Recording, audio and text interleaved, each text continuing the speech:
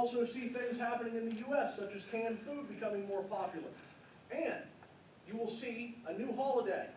It will start as Armistice Day. Armistice Day is celebrated on November 11th of each year. However, in the 1960s, the name was changed. It is no longer called Armistice Day. Can someone tell me what day it is now called? Veterans Day. Now, in our Allied and Central powers, that day is still celebrated as well, except it is their Memorial Day. And this is an actual picture of the newspaper from Chicago. You will also see money beginning to change. You will see silver becoming less, gold becoming less popular, and silver becoming more popular. This will also lead to massive inflation in the United States, and some will argue is the beginning of the Great Depression. Bonus. Can anyone tell me who this man is? Well, I guess you see the name.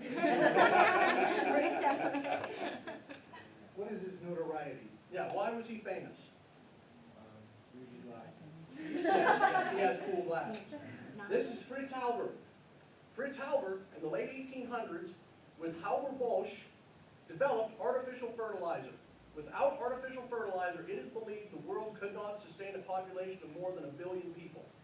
That means 1 out of 8 of the people that are alive today will be the only ones here. Also, he was able to come out with other great agricultural things. He was able to make the fertilizer so it would compost quicker. He studied composting.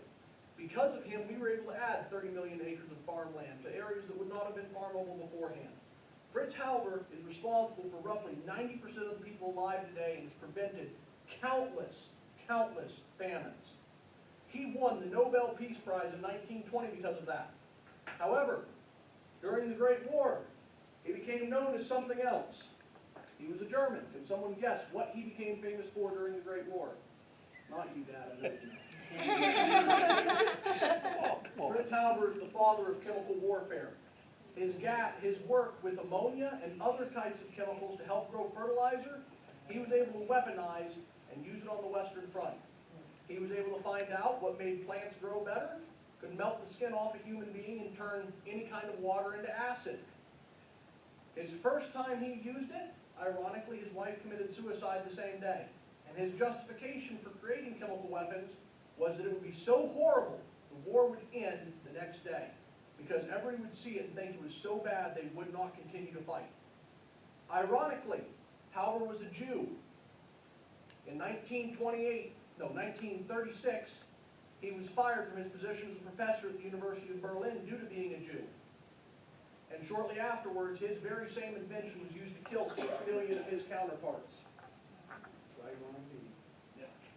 Now, everybody get your phones ready. Yes. We are going to have an assessment to see how much you learned. Oh boy. Oh gosh.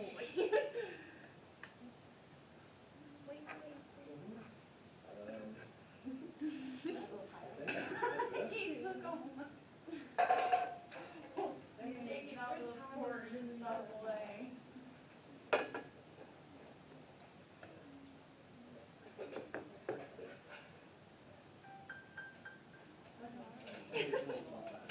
Wrong one.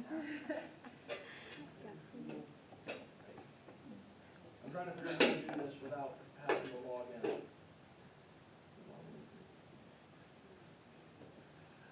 This is how you grease, you'd be finger clicking fast. Yeah.